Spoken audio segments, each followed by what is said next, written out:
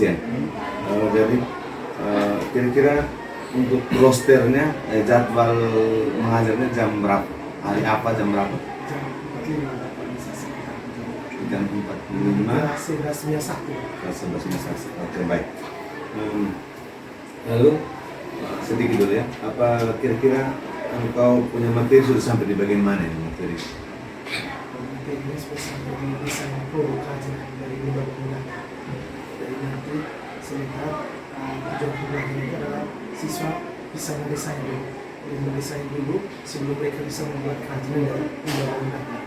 Jadi fokus target saya sebentar Bapak itu adalah bagaimana mereka membentuk dalam kelompok heterogen yang beranggotakan 4 sampai 5 siswa, dan mereka mendesain, mempersiapkan bahan untuk memikirkan rancangan apa yang akan dibuat pada pertemuan selanjutnya.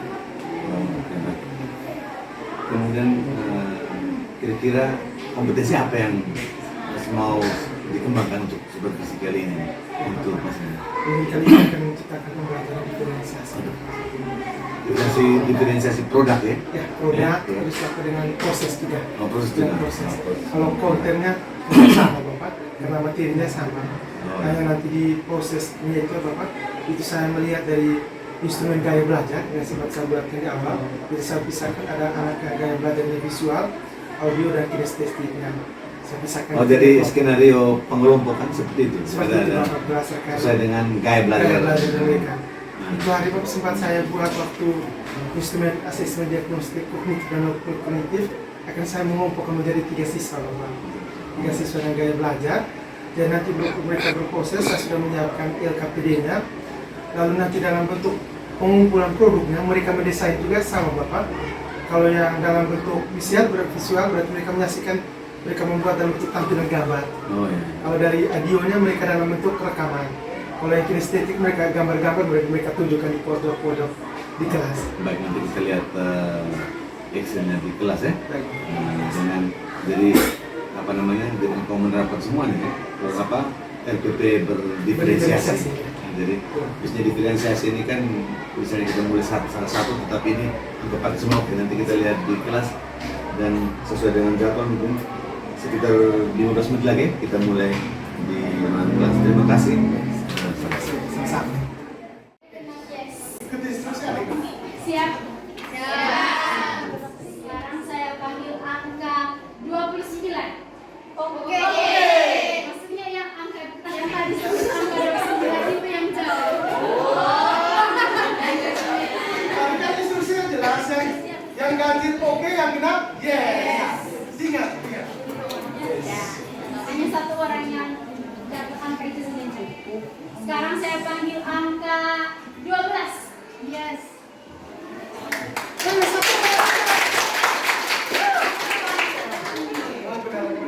Sekali lagi.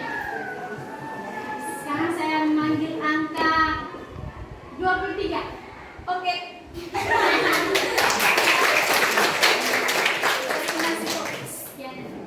Oke, tentang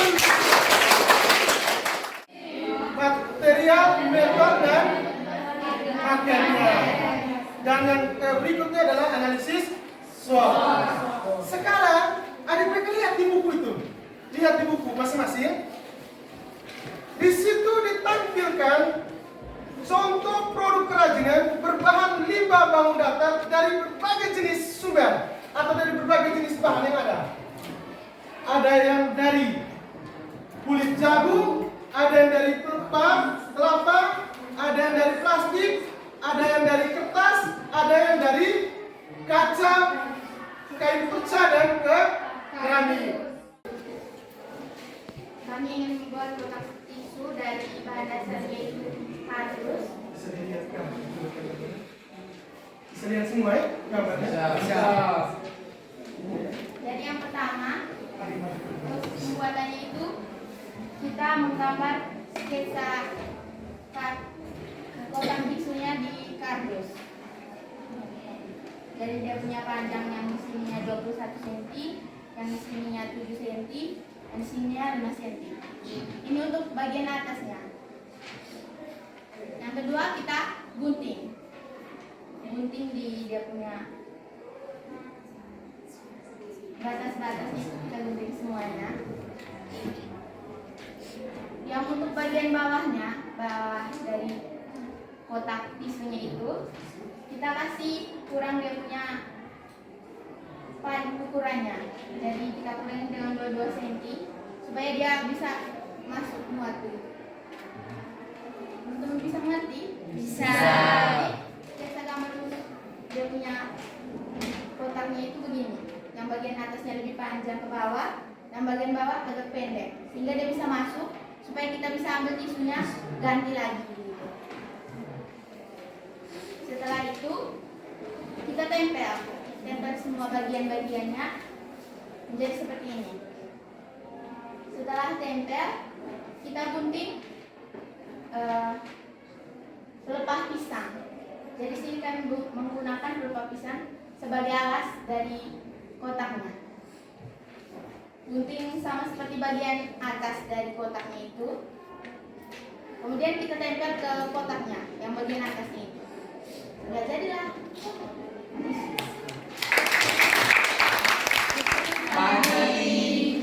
Kami dari kelompok 2 ingin mempresentasikan hasil diskusi.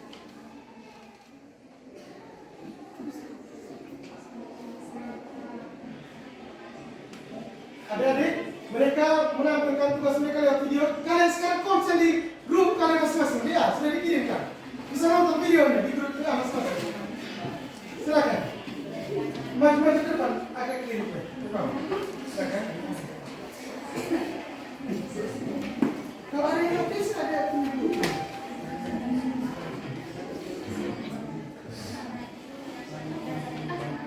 Kalau di sini cukup, pindah lagi sekarang.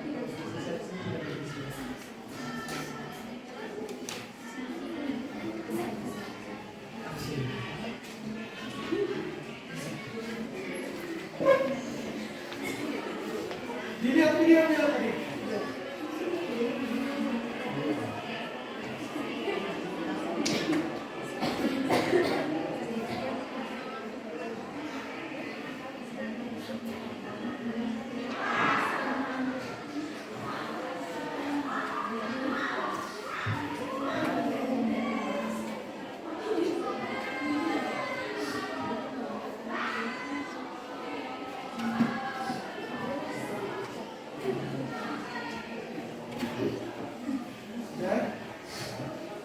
Ada yang mau ditanyakan dari kelompok ini? Nanti video utuhnya bisa dilihat di grupnya masing-masing. Ada yang mau ditanyakan? Ada yang mau ditambahkan lagi dari kelompok ini? Ada yang mau ditambahkan? Tidak ada. Kalau tidak, tepuk tangan untuk semua. Selamat siang Pak Adi. Oke baik. Jadi kita setelah sudah di kelas tadi selama kurang lebih 90 menit ya tadi.